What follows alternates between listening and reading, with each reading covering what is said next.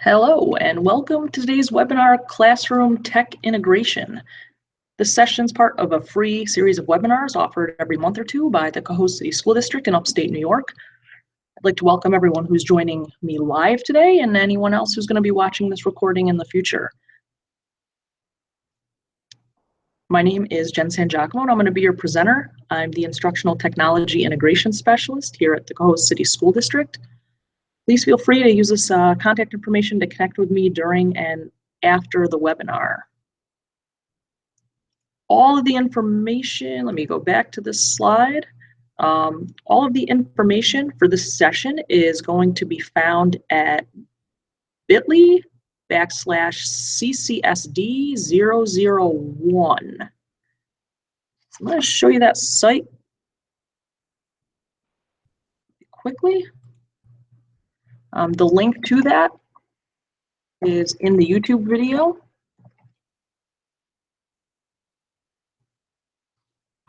All right, if Bitly is not working for you and some school districts is blocked, this would be the site address that you can go to. This is the Cohoes Professional Learning page website, and from here you can find this webinar as well as a lot of other resources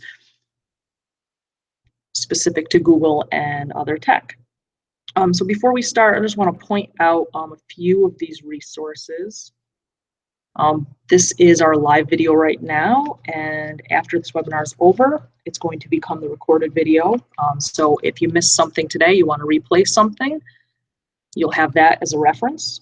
A little bit further down, you can see the session resources. This is a copy or a live version of the slideshow that I'm viewing today.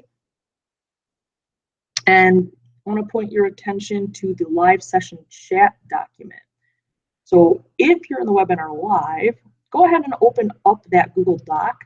This is a way that we can all communicate during the webinar. I'm going to open that on my computer right now. You won't see it, but I'll have it running in the background so I can try to monitor it during the session. If you have questions, comments, suggestions, feel free to type them in right into that Google Doc. I'm going to do my best to keep an eye out on that document, but I am doing this webinar on my own today. So if you see a question in the document that someone's asked and you have an answer to it, feel free to reply to that and help each other out. And when the session ends, I will update the document with resources as needed. Below the Q&A link on the session resource page, you will also see the session evaluation. So if you don't mind, it's a short 4-question evaluation. So after the webinar, if you could just take a minute or two and give me some feedback on today's session. And finally, below here, you will find the link to the quiz. Right now, there is no link available, but after this live broadcast is finished, give me about a minute or two, and I'm going to go ahead and link in that quiz. There are 5 questions. You have to get an 80%. If you do, you'll earn a certificate of attendance for 1 contact hour that you can turn into your school for PD credit. While you're on the site now, or even if you get some time later, feel free to check out other resources that are available. For this particular session, a lot of resources are linked in the slideshow, so that's why you don't see a huge list right here. All right.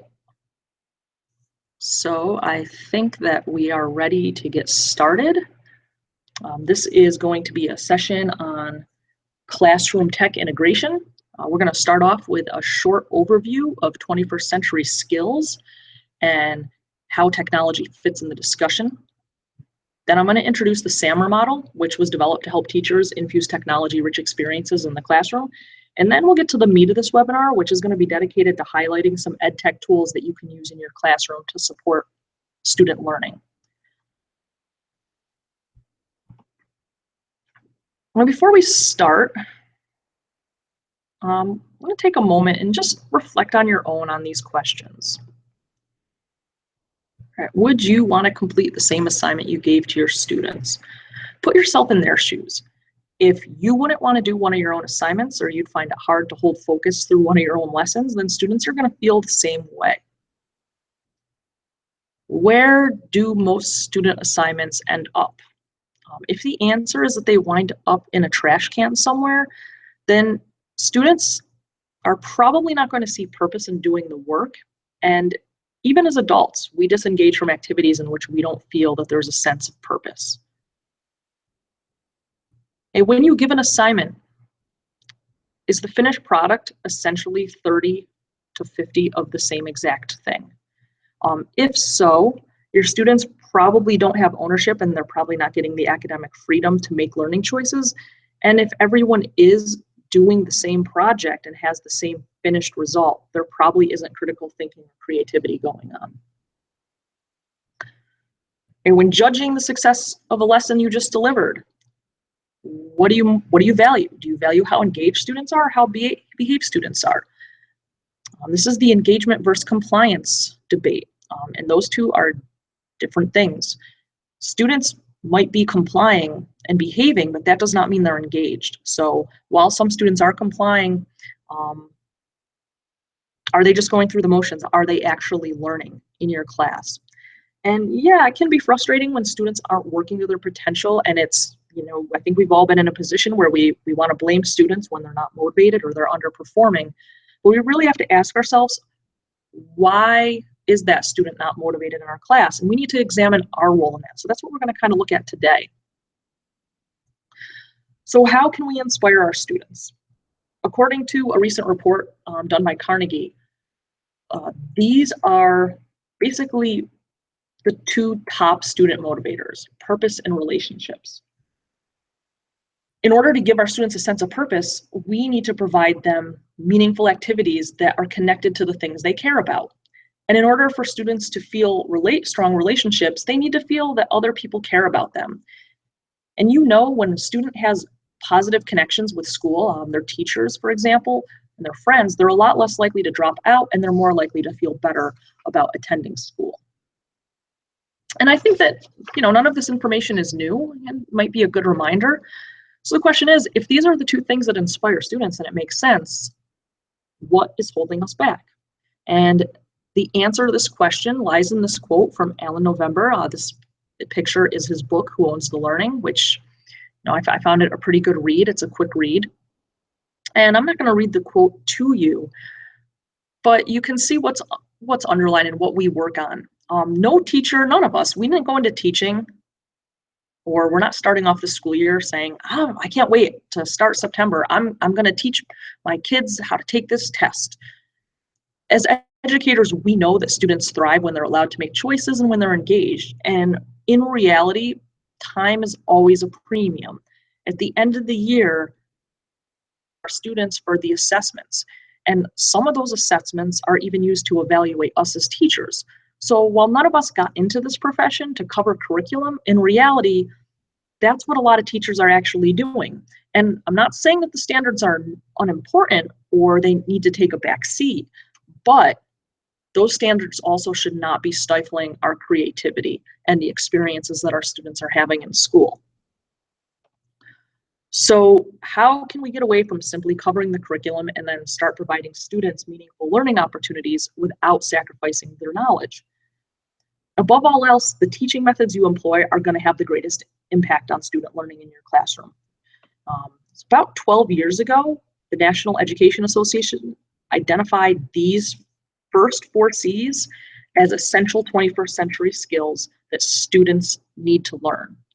And if you think about it, as humans, we're made to learn in this way. We're social beings, so collaboration and communication comes pretty naturally to us. And I don't know about you, but I derive a lot of pleasure and satisfaction from being creative and solving problems. And this is not a 21st century skill, but I did put it in here. I added choice as a 5th C, not as a skill, but just as a characteristic that classrooms should have. We want students to have many learning activities available to them. And it makes sense because we're wired for these 5 C's, and students should be allowed to learn in these ways. So at this point, some of you might be wondering, how does technology fit into this conversation? Well, it does fit in and it doesn't. Simply having and using technology isn't going to improve the student outcomes. So just because we have a classroom full of Chromebooks or because I'm using the smartboard, that doesn't mean students are going to learn better. What makes technology so valuable is its ability to transform the tasks that students are doing. Technology gives students the opportunities to create, collaborate, and have a worldwide audience, and also leave their digital footprint. So think about kids wanting to put their drawings on a fridge. Well, over time, those drawings are probably going to disappear. But the work that you have them do online, 10, 15 years down the road, that work's still going to be there. So I love this visual here. It says, what do you want kids to do with technology? Okay, make a Prezi is the wrong answer. That should not be the end product. All right, think of technology as the vehicle. Okay, technology is not the destination. Your goal should not be, I want my kids to make a blog. Rather, it should be something like, I want my students to raise awareness about a topic and be creative. In the end, technology helps to foster these 21st century skills and allows you to give students more purpose and ownership in doing so. Some of you may have seen this model before, the SAMR model. It's starting to gain more popularity in the EdTech world and amongst educators. It was designed to enable educators to develop and infuse digital learning experiences that utilize technology into their curriculums. You can see the beginning stage, substitution. This is the beginning stage. It's just where technology is meant to enhance learning just by incorporating technology. It's really, you're not really changing the task at hand, you're just introducing technology into the equation. Redefinition is the highest stage, and that involves transforming a task by using technology in such a way that before the technology was introduced, that task would have been inconceivable. In employing this model, let me just make a quick analogy to swimming.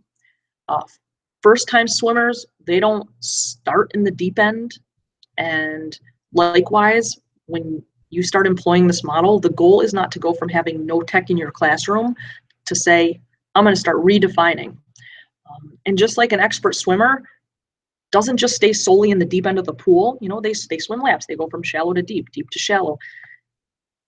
Teachers you shouldn't be aiming to confine yourself in the redefinition level. Instead, as you integrate technology in the classroom, you'll be doing so at different levels as your learning objectives specify. So just as an example, we're going to take a look at this, and you can see the progression from the substitution stage to the redefinition level. So at the substitution level, instead of having the student write a report about a city, the teacher would ask the student to use Google Docs to take notes and write a report.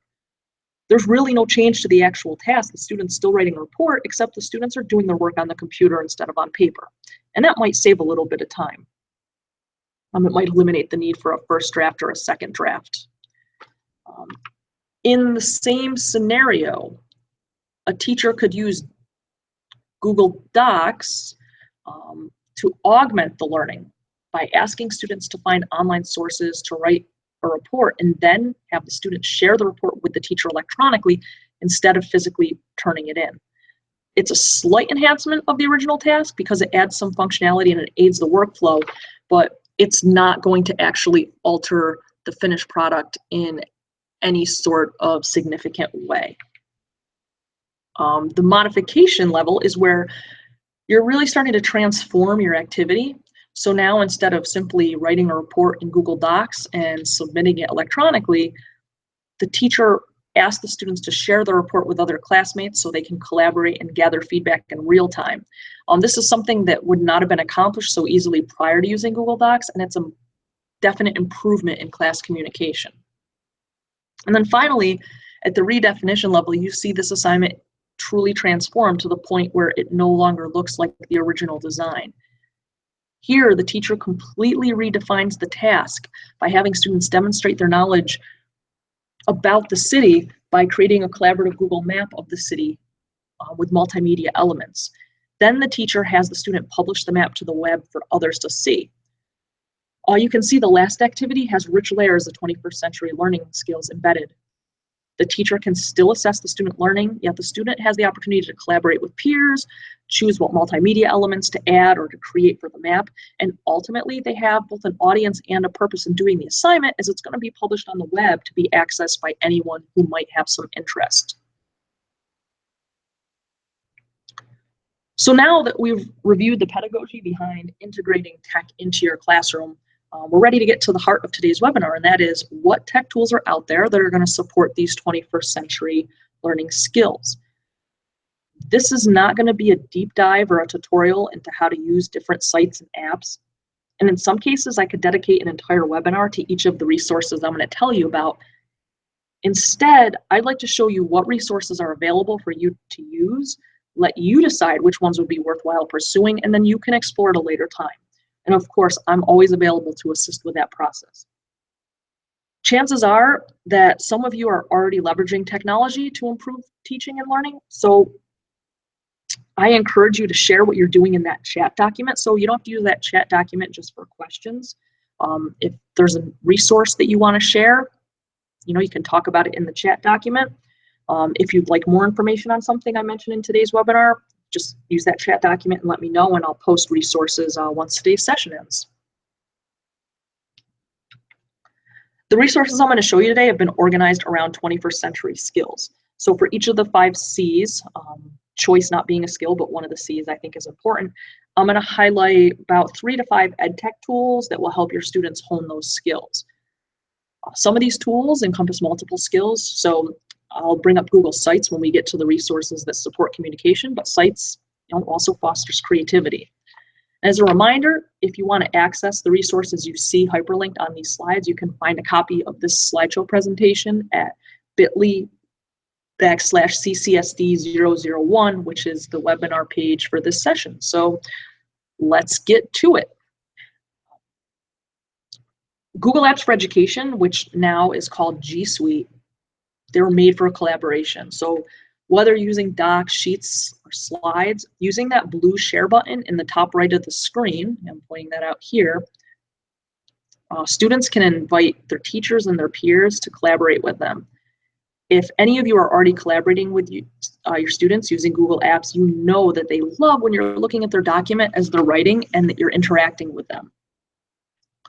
There are 3 sharing settings available within these apps: view only, comment, or edit. When using Google Apps to collaborate for the first time with your class, it's always a good idea to tell your students what each of these sharing options mean. And some of you may have younger students, but I've been working with 3rd grade students who know how to share documents and what these options will do. It's important that students know that anyone they give editing access to their document is going to be able to change their document, and that means they could also delete some of their work. So starting out, it's a good idea to let students know what sharing option might be best for each assignment. View only is the most secure sharing option, but if you're planning to use these apps to collaborate, comment and edit are the most ideal sharing options. And you can start out small. Let's say that you're having your student write an essay. Before they start typing, and once they open up that doc, have them share it with you and give you permission to comment. And as they're writing, maybe you're going to see them doing something and you can just leave them a comment right there. So instead of them having to wait to get your feedback until they turn that document in, they can get it as they're going, and then they can use that feedback as they move throughout their writing to prevent future errors. This is allowing you to give them feedback in real time. So that is, I think that's pretty valuable. That's something we couldn't do before. If you want to leave a comment, you would press that blue comment button. Actually, it's not blue, it's gray. And you just leave them the feedback. And then the students make the revisions based on those comments, and they can also ask you questions in the document. Students can also share with a classmate or a friend and let the friend peer edit once they get comfortable and they see how the document sharing works. There are lots of ways that you can make use of these apps. It doesn't just need to be docs. If you're a science teacher, you can have a shared Google Sheet, and students that are doing a lab can put their measurements into the Google Sheet and just share data. And really, teachers in any content can use slides to do collaborative presentations. the first time that you have your students work together on a project using docs or slides, it might be helpful to designate specific sections or slides that each student can work on. This is going to avoid confusion, and it's also going to allow your students to get used to what it looks like when multiple users are editing the same document, because it does look weird to them at first. All right, Blogger. With Blogger, you can create a weblog of your class. Some of you read blogs, some of you might even have your own personal blogs. The image that you're seeing now is a screenshot of Eric Kurtz's blog, which I highly recommend. I follow his blog and he posts a lot of great resources. A blog is something that can be maintained by you. You can use it to post class resources and announcements. People can subscribe to those alerts. Might be really good for parent communication. But if you really want to amp it up, all right, set up your blog as a class blog so you can let your students be the curators of it. So to do this, once you set up that blog, over to the left, you'll see the settings. The sprocket is Google's symbol for settings. You just select basic. If you scroll down, you're going to see an option to add authors under the permissions. So then what you can do is you can add the email addresses of your students. Alan November, who wrote that book, Who Owns the Learning, he assigns one student per class to write a blog post that details what happened in class that day. He allows the student to create the post during class. So while everyone else might be taking notes or doing the activity, the one student works on this blog post. And sometimes the students get so into it that they'll work on it after class. The day's post will, it could include announcements that you read to the class. And it might include what was for homework. And the main point is to cover just a summary of what you did in class. Student might use that spot to write down questions that they had about the content. The next day, Alan November will start his class by displaying the previous day's blog, and he'll just review the content. And if he thinks that there were misunderstandings or gaps, he'll clear that up as well. This is great for so many reasons. Students, if they're absent or they're having trouble with a particular concept or they want to review a topic, they can just visit that blog. Any student can comment on a blog post, which can prompt a student to revise the post or answer other students' questions. And since their name is on the blog post, since they authored that blog post, they have ownership. They know their peers and possibly parents are going to be seeing their post. So you've now given them a purpose. This blog is going to evolve throughout the year. Some students, they're going to hit the ground running with this. They're going to start adding multimedia elements that support your instruction, like YouTube videos or graphics. In the end, this is really going to help them work on their communication and writing skills as well. And as an added perk, when the school year comes to a close, you're going to have a complete guide to your course.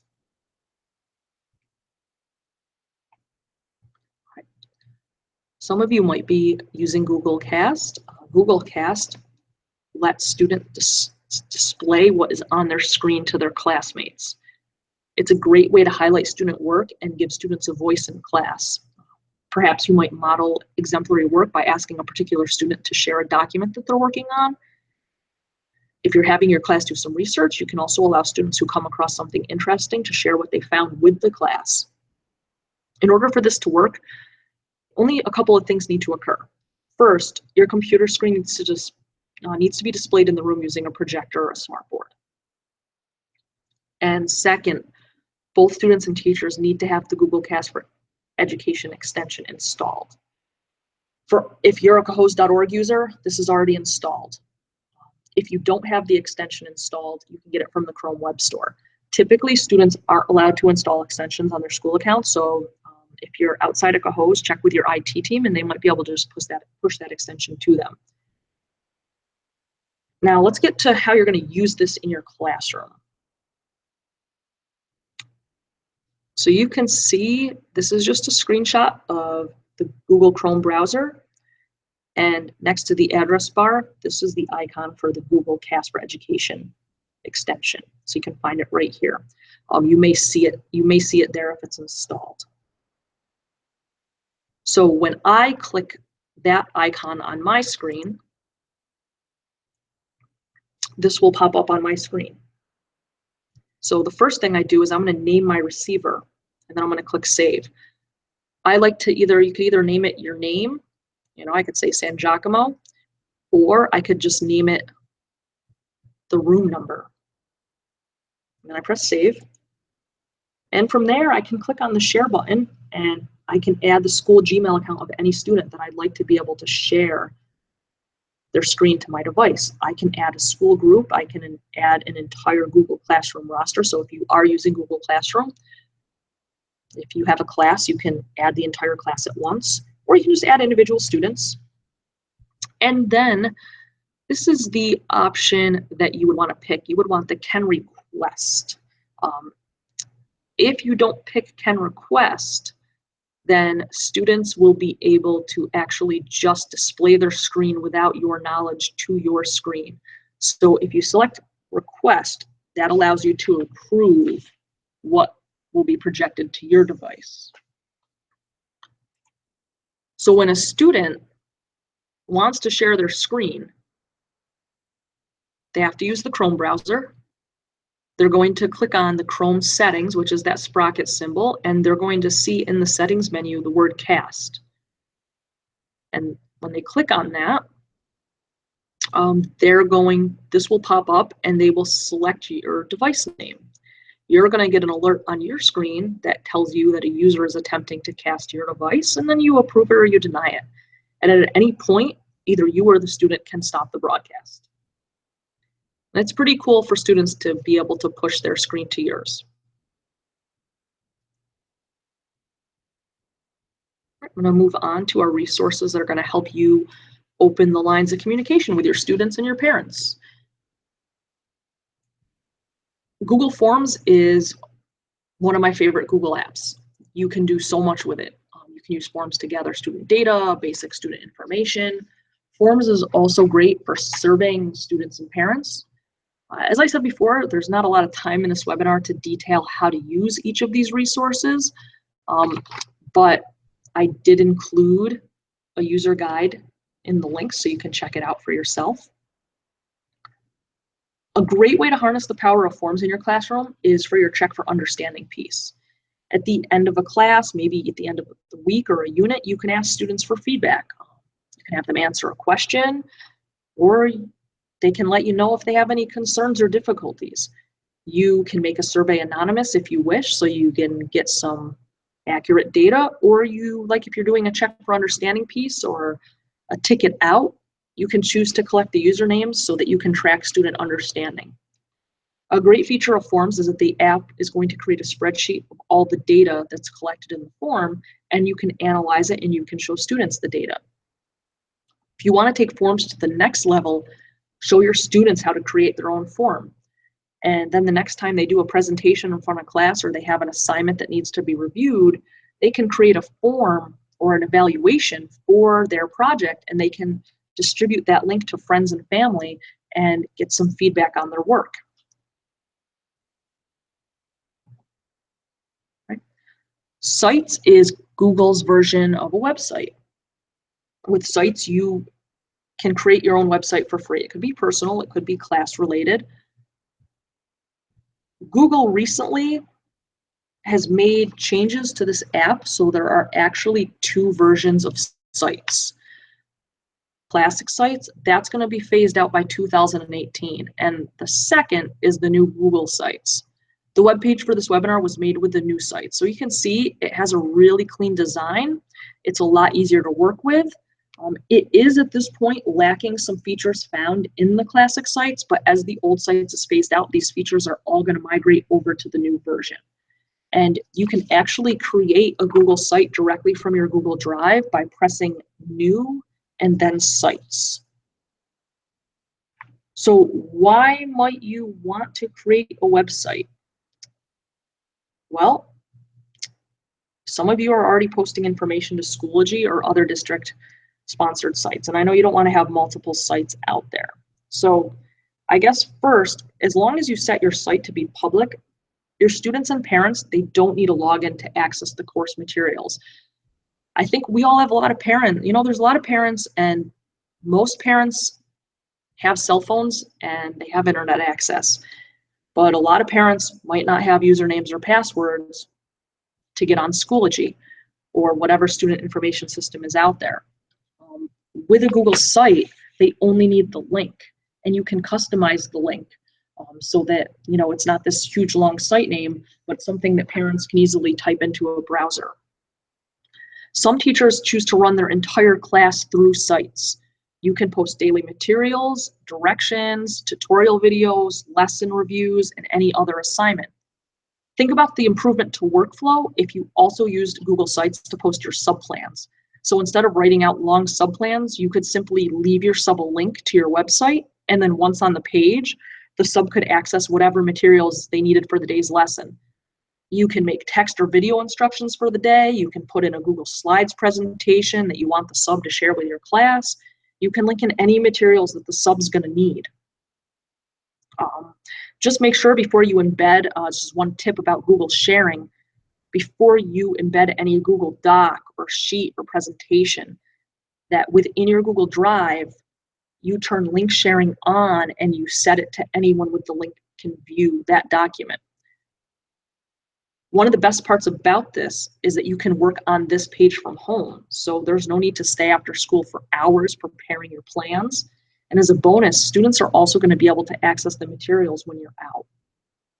The new sites, like I said, is now part of Google Drive, so students can easily create their own sites, whether they're doing it as a hobby or they want to make an online portfolio or publicize an issue. Possibilities with sites they're endless, and it really gives students the ability to be creative. Before showing your students how to use sites, have a discussion with them about online safety. Let them know what's okay and what's not okay to share online. They shouldn't be posting identifying information like their addresses and photos, and they have to know that whatever they do put online now has a digital footprint. So later on down the road, employers and colleges might be looking at their content, so it should obviously be appropriate. All right, before I move on to the next resource, we got a question in the chat document. Do we have access to Blogger? We have access at Kaho's. We have access to edit Blogger and to create a blog, but viewing our blog, sometimes that is blocked on the school network. Back in January, I had it unblocked, but I'm not actually sure if right now it is unblocked. So I would have to check on that, and I will do so after this, and I will put an answer in that chat document.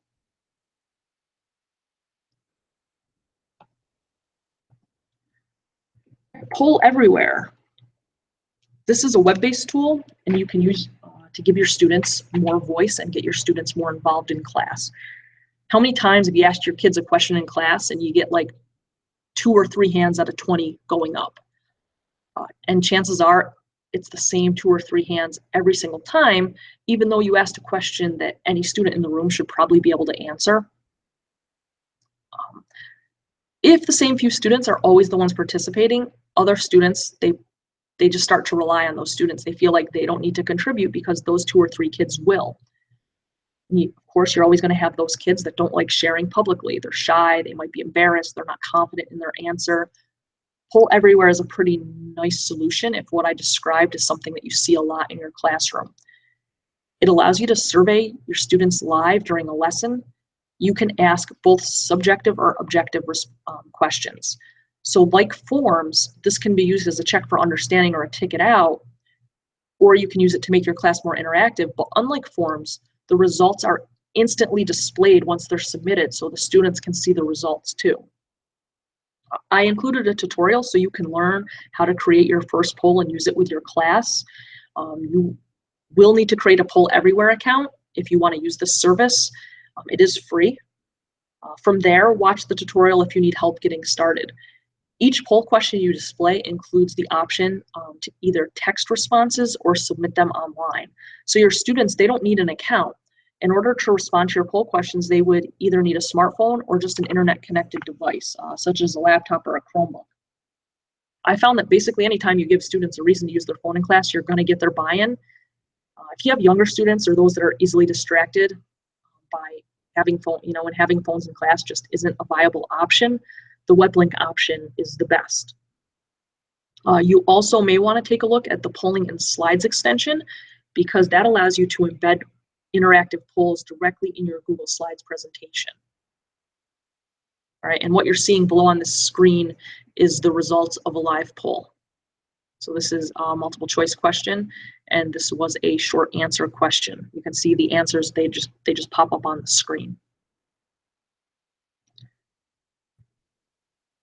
All right, video conferencing, it's becoming pretty popular in education. We have a lot of distance learning classes going on, but teachers can sometimes be hesitant to engage in video conferencing because often there's a need to be trained on the district's video conferencing equipment, and that equipment and technology behind it can sometimes be intimidating. And when you don't get a lot of practice on it, if you're just going to use it once, it seems like a lot of time to invest in learning how to use that particular equipment. So yet again, here comes Google tearing down those obstacles with the new Google Meet. This came out this spring. It's similar to Google Hangouts and Skype, only it's much easier to use. What I love about it, it's free. You don't need to download anything because it's web-based, and you don't need an account to use it. And it's easy, like I said before. All you do is you go to this website. It's meet.google.com. And you'll see that this is the screen you'll see. You would just press start a new meeting, and it's going to give you a link. You just email that link that you see on your screen to anyone you want to join your meeting. And then you wait for those people to join in. During the meeting, any participant can share their screen like I'm doing with you right now. And there's now a new chat window that's there, so people can ask questions and make comments during the meeting. It's web-based, so your only tech requirement for this is an internet connection and a device that has a webcam and a microphone. These features come standard with most Chromebooks and laptops on the market today, so again, you don't need a lot to get started with this. There are so many different ways that you can use Google Meet in your classroom. You can invite others to video conference with your class. Perhaps you have a college professor come speak to your science research class about a topic they're learning about. You can have a parent or a grandparent read a story to the class or share their memory of a historical event. If you're maybe you're giving a test on a Friday, Thursday night before, you could host a short review session and tell your students to meet you online. If a student's sick, you could even stream your class live using Google Meet and send them the link, and then while they're home, they can watch your class. As you can see, this can be a game changer. And one of the links that I put on this slide, this Connected Classrooms link, this is a Google Plus community of teachers just dedicated to wanting to connect with other classrooms. So if you're doing a unit on Japan, you can try to find a classroom in Japan and have your class converse with their class. And again, there's a bunch of ideas that you can buy content for using Google Hangouts or Google Meet.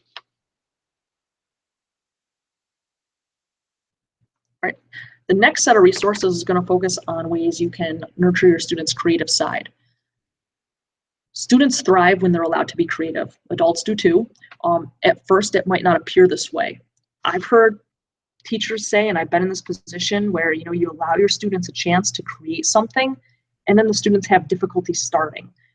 They don't know what to do without directions. They want a rubric. They want to know, just tell me what it needs to look like. Give me a checklist. What this says is that students, they're not being given enough opportunities to be creative and think for themselves. So let's talk about some ways that we can help give our students that creative outlet.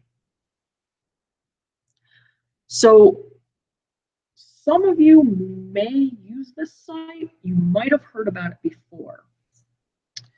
Fan fiction, it's an online writing community where users can submit their own versions, endings, or sequels to their favorite shows, books, movies. As students or users publish chapters, others in the community that have an interest in the story can then read the student's work and they can post feedback. Students, In general, we know our students, they don't like writing that much. And think about why that is. Most of the time, we're giving them writing assignments that are not interesting to them or serve no purpose other than the grade that the student's going to receive. With this site, the students get to write about a topic that's important to them and that they enjoy. They get to then publish their work to a global audience, and they get feedback from others who share their same interests. This feedback might have more value to them than the feedback that you provide because it's coming from someone they know has the same passion for and knowledge of the topic. And since fan fiction authors usually attract a dedicated following of readers, students are more motivated and they're more likely to make the revisions. While what they write about may not be academic, they're still practicing and fine-tuning their writing skills. So really, it's a win-win. Now, despite all these positives, many schools' filters will block this website. Cohos.org does block it on the school network. And the main reason is that some of the topics are mature, and some of the stories that they find online might contain colorful language. Should you choose to use this with your students and put in a request to unblock the site, you have to get administrator approval, and it's probably important to get parent approval. And it also helps, have a candid discussion with your students about what's appropriate to post, just like with Google Sites.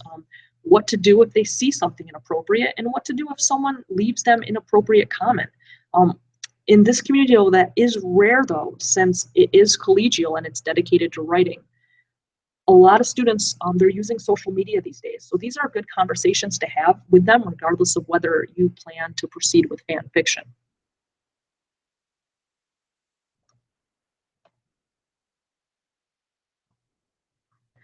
Screencastify is another Chrome extension. It allows you to record yourself or your screen as you narrate the action. All Screencastify recordings are automatically saved to your Google Drive and can also be posted to your YouTube account. You can use this to make tutorials for your students. That's maybe you want to flip your classroom. You can also have students create screencasts to explain their thinking or to show their understanding of a particular concept or a process. If you have a shy student, they don't like presenting in front of class, they can make a screencast of their presentation and show it in class. It's just one more way to differentiate instruction for your students. For Cohos.org, if you go to the Chrome Web Store and you look at for Cohos.org, the extension has already been added. So that means that students can download this extension. They already have permission to do so. If you're not at Cohos, you're going to have to talk to your IT team about adding this extension to student accounts. But as far as Cohos.org students are concerned, they could start with Screencastify in September once the school year starts. Right. WeVideo, it's basically takes the student-made video to the next level. It's an online video editing site. It's part of Google's Creative Suite, and it's integrated with Google. So it means that students can log in with their Google accounts. There is a cost to the site. However, there is a free trial education version that lasts for 90 days, which is more than enough time for students to work on and complete a project. In the education version, multiple users can collaborate on one video. And when the project is done, it can be saved to Google Drive, it can be downloaded as a video file, or it can be uploaded to YouTube. All finished projects are also given their own WeVideo site, so you can just send a link to that video. Once the trial is over, the site fee is affordable, so if it is becoming popular with your kids, you might even be able to persuade your school to purchase a site license or a subscription. If you take a look at this screen, this is what the WeVideo interface looks like. This top left area shows where users can upload pictures and videos. So this little button right here, that's what you would press, and you can grab anything that's saved to your Google Drive or on your computer. This part is the timeline. And you can all you do is you just drag a picture or a video clip directly to your timeline. And from there, you can trim or you can extend the clip. So if you want a picture to stay on for 5 seconds or 2 seconds, you can just extend and drag that clip, make it longer, make it shorter. It's really up to the student how techie they want to be with this. There's options to add music, You can add transitions between your slides and other graphics. There's even a green screen feature that can be used that's pretty cool. WeVideo has a great help section on their site, and it shows how to use most of the video editing features. So even if you're not sure how to use it, you can learn right alongside your students. It's versatile, so the platform can be used for any project. Try having the student create a video that raises awareness around an issue. If you run a club, let students make an advertisement for your club that could be played on the school's TV monitors. In a general sense, students can make a video that shows their understanding of a particular concept in any content. While they're working on their video project, you just might be exposing them to some potential career paths as well. Right. One of the lesser known apps in G Suite is Google Drawings. Think back to your childhood when the go-to program on your computer when you wanted to have some fun was MS Paint. This is the same idea, only a lot better. So here are some of the things that kids can do with Google Drawings, or things you can have your students do with them. You can create graphic organizers like charts and mind maps. It's not as easy to create charts and graphics in Google Docs because dragging and dropping pictures and formatting them, it doesn't really format around the text that well, but within Google Drawings, it's much easier. You can make any image inserted into Google Drawings interactive. So whether it's a map or a picture or text, you can use Google Drawings to annotate images and maps by adding captions. You can also create invisible hyperlinks known as hotspots over images. I'm going to just go back to this previous slide. There's a tutorial here on how to create an interactive image within Google Drawings. Let's say you have a diagram of the respiratory system. You can click on a certain part of the diagram, and it might take the user to a description of that system or a YouTube video that explains the functioning of it. Likewise, if you had a map of the 50 states, you could create a hotspot over each state that would bring the user to a website that displays information on that state's demographics. And you'll just want to check out that tutorial on the previous page on how to do this. Google Drawings can also be used to create infographics or simply just display information in a visual way. It's great for creating posters, flyers for contests and events. You can also design a logo. This one is pretty self-explanatory, but I think we can all agree that it gives students a chance to be creative. Whatever image that they create in Google Drawings, I'm going to go back to the slide again, they can save it as a PDF. They can save it as an image and a scalable vector graphic. That's what a lot of t-shirt companies use when they put logos on their products. So if you're coaching a club or a team, you can actually have your kids design the logo for their uniforms or t-shirts.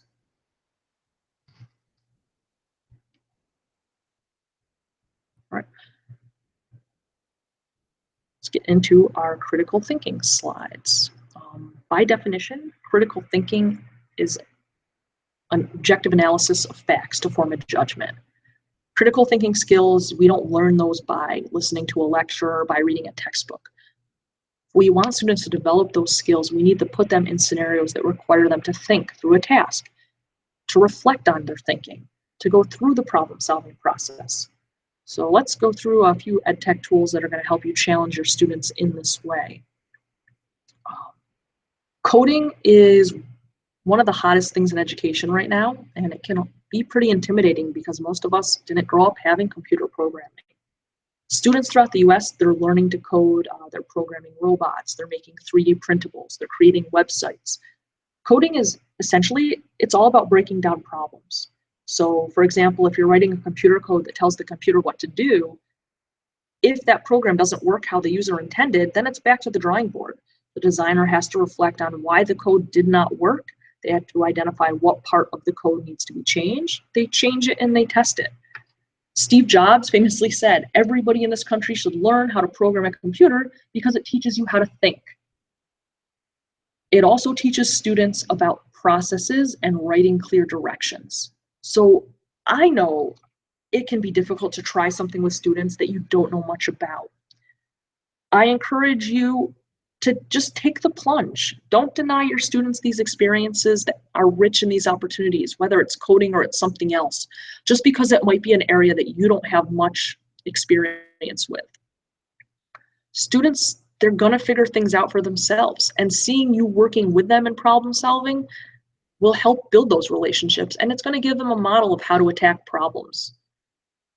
If you wanna start coding with your students, I highly suggest the Hour of Code. The Hour of Code takes place every year during Computer Science Education Week, which is in December. This year it's December 4th through 10th. Originally, it just started as an introduction to computer science, designed to show that anyone can learn the basics and to increase the participation in the field of computer science. Now it just starts with a 1-hour coding activity. You choose it based on the content and the grade level you teach.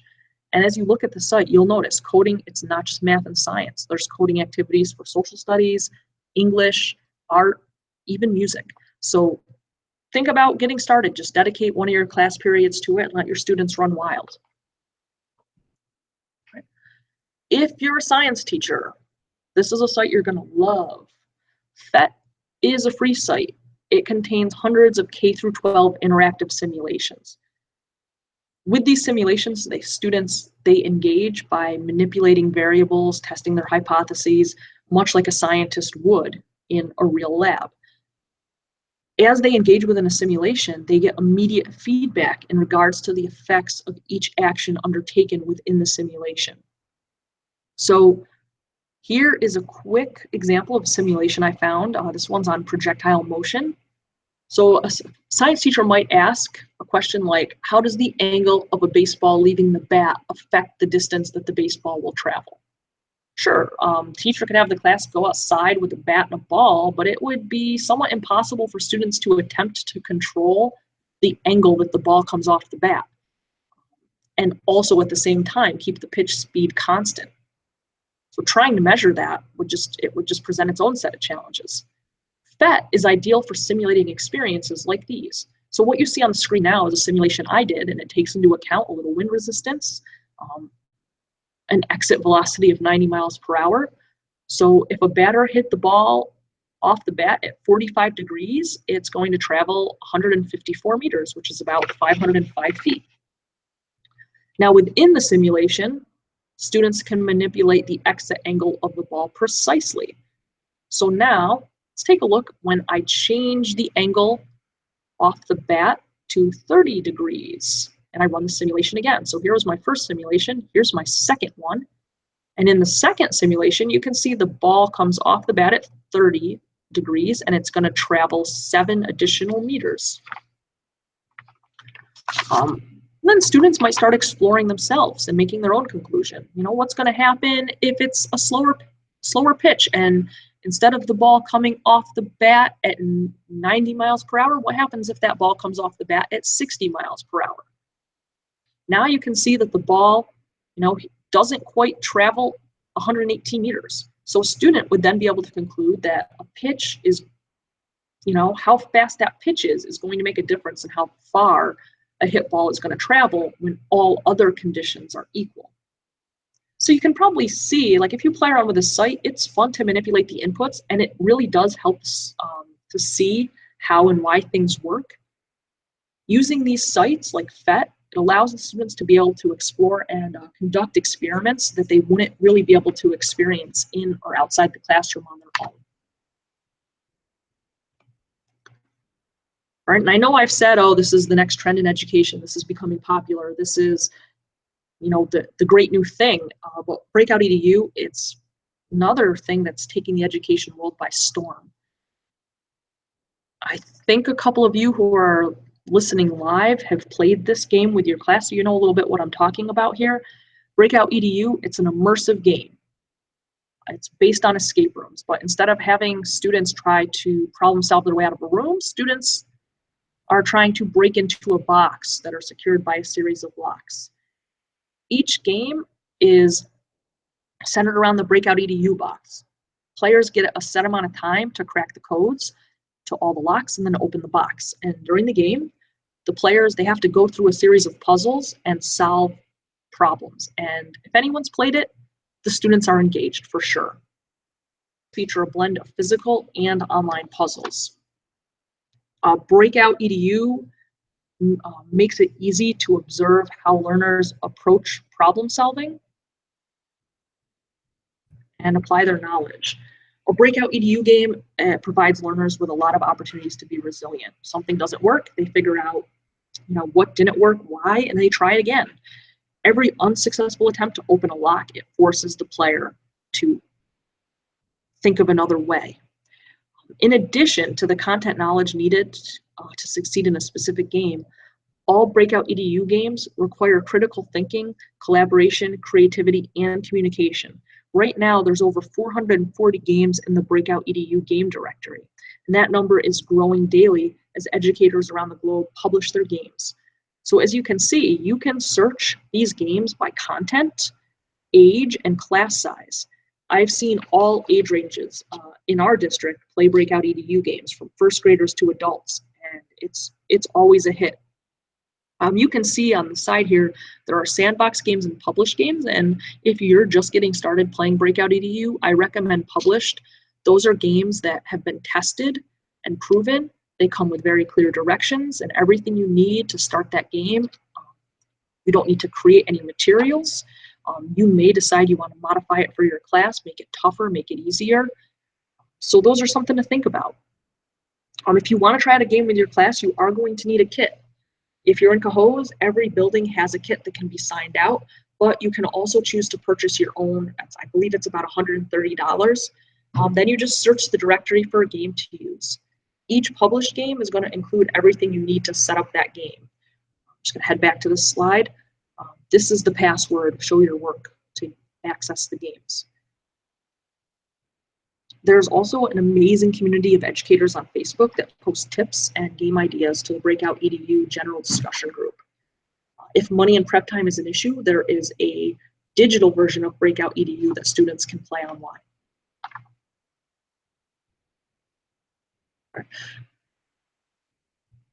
Back in 2011, Eli Pariser, he's the founder of Upworthy, he did a TED Talk where he spoke on the topic of online filter bubbles.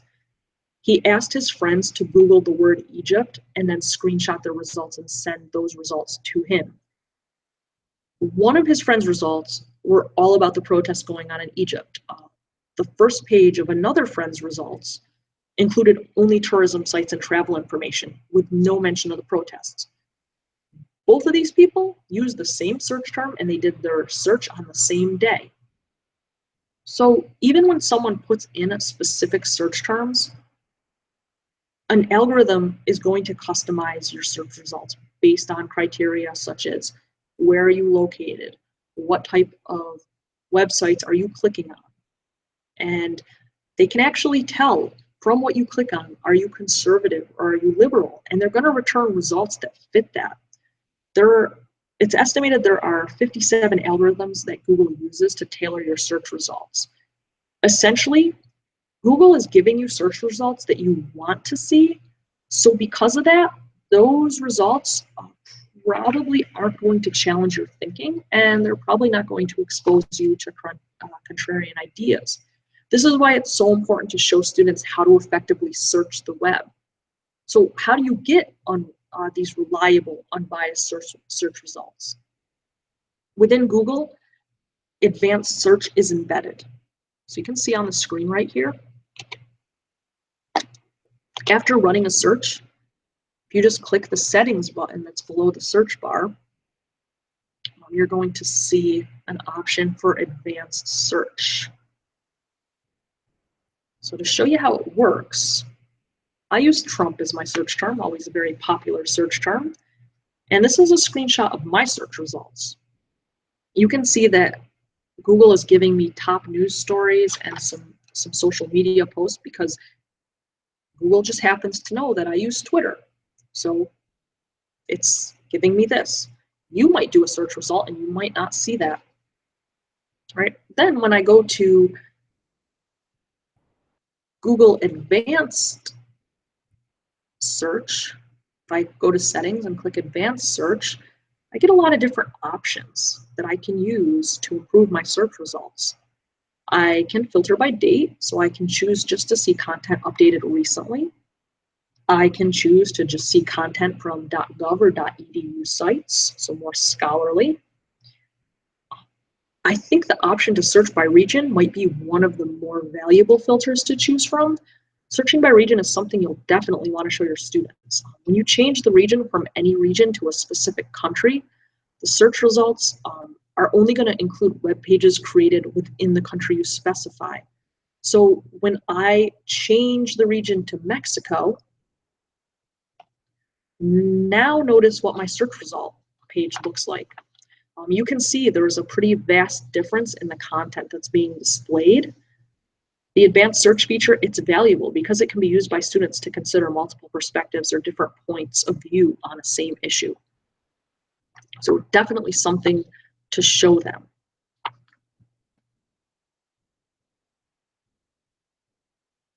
Right. This last set of resources, they're just exploratory tools that you can use to spark student curiosity. And I know that we are starting to run out of time at this point. So I'm actually going to skip through a couple of these and go to Google Earth. Google has a lot of map-based tools that are great for classrooms. Most of us are familiar with Google Maps. Google Earth uses the same basic data. Early this spring, Google made software entirely web-based, so now anyone can access Google Earth without having to download the software. And just like with Google Maps, you can look at satellite images of the world. You can use the yellow pegman to drop into Street View. And once in Street View, students can virtually explore these faraway places and even enter famous buildings. The difference between Google Maps and Google Earth is that Google Earth is intended toward experience rather than being a utility. Google Map can help you navigate and provides location information. Google Earth is geared towards exploring. It has a Voyager feature that can take you on tours of locations that are culturally and historically relevant. And another really nice feature embedded within Google Earth is Google Lit Trips. If you're not familiar with them, a lit trip plots locations from a novel on Google Earth, and it creates a 3D geographic tour of the story. So at each location, the lit trip includes some combination of annotations, web links, images, videos, and activities that are all related to that part of the story. So it's a great way to bring the story you're reading in class to life for your students, and it helps them see where the events take place. Google Cultural Institute is also very similar to Maps, only instead of exploring street views, which it will embed, it lets you explore famous artifacts and events. So that might be something you want to let students run wild with. And just browse through this pretty quick. Learn it yourself sites, Khan Academy and CK12. These are sites where students can actually pursue their own topics at their own pace. They're aligned with the standards. They're basically just online textbooks. So if there's something you're not covering in class and the student's interested, they can go ahead and they can learn more. All right, and then the last resource, just something for discussion, is Genius Hour. Keep an open mind, consider the possibilities. I'll give you a little background. A while back, Google started allowing its engineers to spend 20% of their time to work on any project they wanted. The reasoning behind it was pretty simple. If you allow people to work on something that interests them, productivity is going to go up. Google's policy, it's worked so well that it's said about 50% of the Google products out there today have been created during 20% time. Genius Hour, it's somewhat based on this concept of 20% time. It's a movement. It allows students to explore their own passions and encourages them creativity in the classroom. It also provides them a choice in what they learn about during a set period of time during school. This autonomy, it gives them ownership, it gives them purpose. The same Genius Hour principles apply in the classroom as they do in the corporate environment. The teacher provides a set amount of time for the students to work on their passion project. The students then are challenged to explore something and do a project about what they learned. As a teacher, you can give students the freedom to pick anything, or you can narrow it down to something that pertains to the content of your course. Students then spend several weeks researching the topic before they start creating a product that will be shared. It could be shared with the class or with the world. It's not about deadlines or the final product. It's about the creativity and the learning process. You as the teacher are the facilitator. You support them throughout the process. You ensure that each student is on task. And at the same time, you're getting to learn about what makes your students tick. It's been known to work really well in English, science, and electives, but it can work in any subject.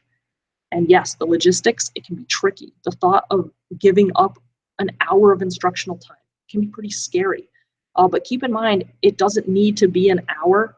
It could be a class period per week. It could also be a quarter-long project instead of a year-long commitment. Maybe at the end of the year when the state test is done, you can set aside time to do it. If you work in a team of teachers, Genius Hour time could be rotated. So if you work in a high school setting, you could use some tech tools to flip your class content that would free up some class time for this project.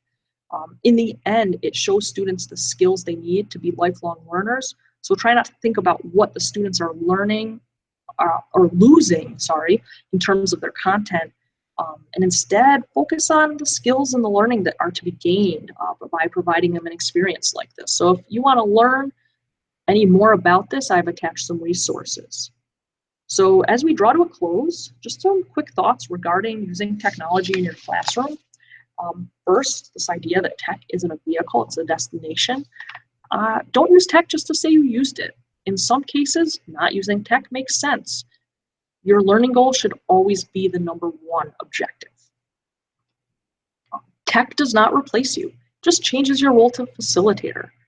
Without a great teacher, technology, it's just a tool that alone, it's not going to inspire and it's not going to engage your students.